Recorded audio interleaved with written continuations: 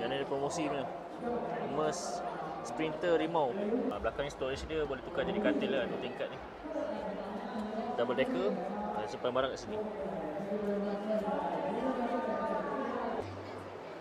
Okey. Masuk dari ruang pemandu ni. Tempat driver. Gear AMT ni. Nak manual boleh, nak auto pun boleh.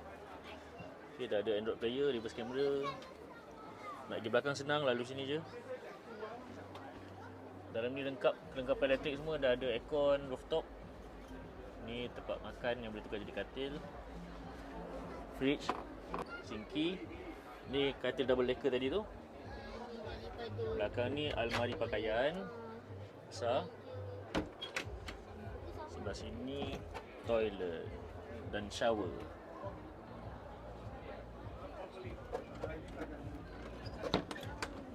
Okey, siapa-siapa berminat boleh datang tengok dekat MyX Redang sekarang. 3 hari, 3, 4, 5 Oktober. Kalau ada apa-apa soalan, tulis kat ruang komen bawah ni.